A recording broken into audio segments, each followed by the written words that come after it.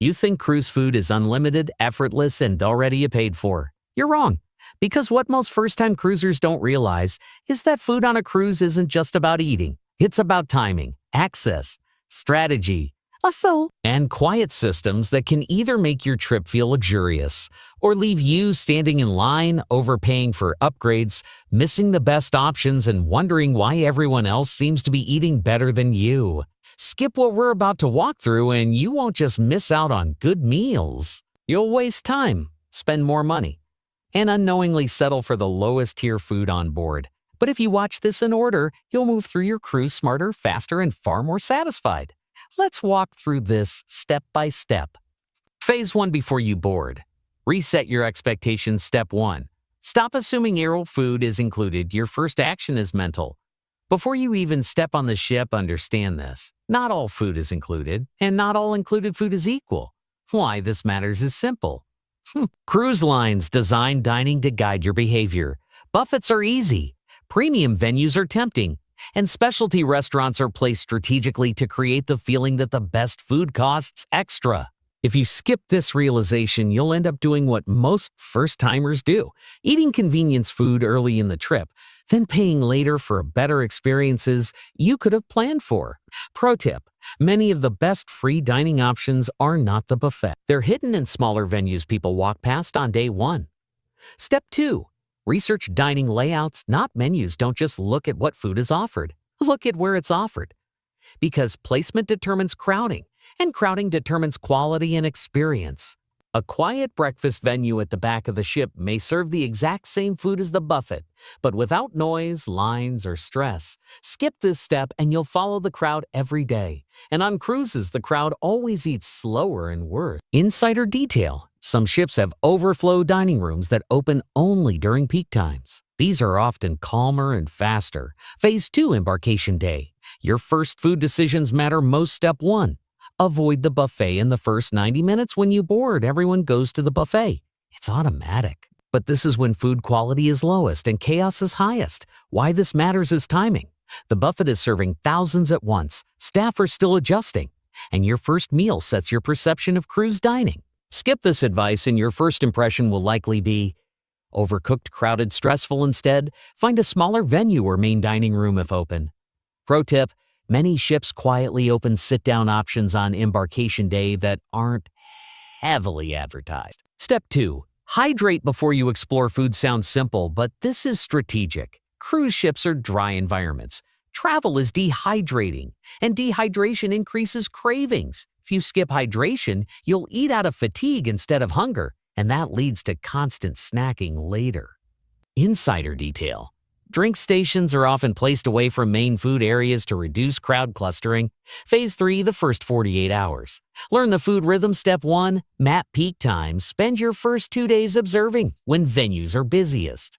Because cruise dining runs on patterns. Late risers hit brunch, excursion groups rush lunch, early diners fill main rooms. Why this matters? Eating 30 minutes earlier or later can mean the difference between fresh food and reheated trays. Skip this and you'll unknowingly eat during turnover periods when quality dips.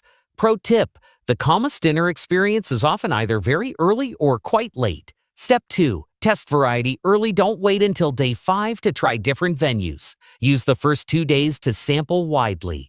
Why? Because this is when your schedule is most flexible. You skip this and you may discover your favorite place too late, when reservations are gone or hours are limited. Insider detail: some venues quietly reduce hours mid-cruise due to demand patterns. Phase 4, mastering the main dining room. Step 1. Request preferences early. The main dining room can adjust more than most people realize. Seating pace, portion sizes, dietary tweaks, but only if you speak up early. Why this matters? Staff remember repeat guests. Skip this and you'll get default service instead of tailored service. Pro tip: by night 2, servers can already personalize your experience if you engage. Step 2. Don't order just one item. You're allowed to order multiple appetizers or mains. Many people don't. Why this matters? Menus rotate. You may never see that dish again. Skip this and you limit your experience unnecessarily. Insider detail: portions are designed smaller because variety is encouraged. Phase 5, specialty dining strategy. Step 1. Don't book everything in advance. Pre-booking sounds smart, but it removes flexibility. Why this matters: by day 2, you'll know your schedule, your preferences, and your energy level. Skip flexibility, and you may pay for dinners you no longer want. Pro tip: many ships release last-minute specialty slots at reduced prices. Step 2. Use sea days wisely. Specialty venues are quieter on port days, but sea days are when you're relaxed. Why this matters: atmosphere changes the experience. Skip this and you may rush through a premium meal before an excursion. Phase 6 Buffet Mastery. Step 1. Avoid the first tray. The first visible tray is often the oldest. Why this matters: staff replenish from behind. Skip this and you eat food nearing replacement. Pro tip: watch for fresh trays coming out rather than grabbing immediately. Step 2. Walk the entire buffet first. Most people fill plates at the first station. This leads to imbalance and regret. Skip this and you miss higher quality options further in. Insider detail: premium items are often placed deeper to distribute traffic. Phase 7 Hidden Food Moments. Step 1. Look for mid-afternoon snacks between lunch and dinner. Smaller offerings appear. Why this matters: this is when food is freshest and crowds are lowest. Skip this and you'll rely on late-night, heavy options. Step 2. Use room service strategically. Room service isn't just convenience, it's crowd avoidance. Skip it entirely and you lose a powerful time-saving tool. Pro tip: morning room service can replace buffet stress completely. Phase 8 Drinks and Desserts. Step 1. Understand sugar timing. Desserts are everywhere, but sugar spikes lead to crashes. Skip pacing and you'll feel sluggish during excursions or shows. Insider detail: lighter desserts are often available, but less displayed. Step 2. Watch drink package traps. Drink packages can shift eating habits. More drinks often mean heavier meals. Skip awareness and you may feel constantly bloated. Phase 9 The last 2 days. Step 1. Revisit your best venue. Crowds thin near the end. Why this matters: this is when service often feels most relaxed. Skip this and you miss your best version of the experience. Step 2. Use farewell menus wisely. Final nights often feature special items. Skip them and you miss unique offerings. Traps to avoid: skipping breakfast and overeating later. Paying for specialty dining before testing free options. Eating only where it's most visible. Assuming lines mean quality. Waiting too long to explore. Cruise food isn't about access, it's about timing and awareness.